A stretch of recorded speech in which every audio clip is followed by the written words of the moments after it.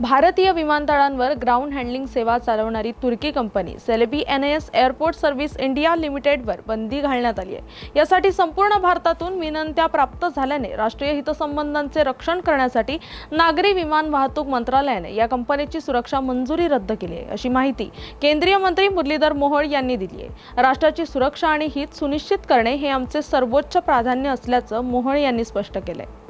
Celebi ही भारतीय विमानतळावरती सेवा देणारी एक कंपनी आहे, जी ग्राउंड हँडलिंग म्हणतो आपण अशा पद्धतीच्या कार्गो सेवा असेल, ग्राउंड हँडलिंग असेल, जी मॅनपॉवर दिली जाते। मोठ्या प्रमाणात या देशावरच्या जवळपास 8 ते 9 विमानतळावरती सेवा देणारी कंपनी होती, पण या कंपनीचा मूळ बेस जो होता तो तुर्कस्तान मधला होता, तो तुर्कीचा होता आणि म्हणून अनेक ठिकाणावरून या संदर्भातल्या कंप्लेंट सुद्धा येत होत्या आणि शेवटी आज इतक्या मोठ्या प्रमाणात आपण पाहतो की ही जी परिस्थिती आहे, आज पाकिस्तानच्या सोबत खुलेआम तुर्कीने त्यांना पाठिंबा दिला आणि आज ती बेस असलेली कंपनी, त्या देशाची बेस असलेली कंपनी हजारो कामगार या ठिकाणी काम करतायत।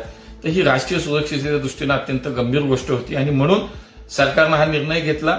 आज आमच्या मिनिस्ट्रीच्या विकास म्हणजे जो आपण bureau of civil aviation security जे आहे त्याच्या माध्यमातून या देशातल्या सगळ्या विमानतळावरती आता सेलेबी या कंपनीचं काम बंद करण्यात आलं आणि शेवटी मला असं वाटतं एक जनभावना सुद्धा आहे। शेवटी राष्ट्र प्रथम ही जी भावना आहे आपली, याच्यात आज आपण पाहतो प्रत्येक भारतीयाच्या मनामध्ये ही भावना आहे।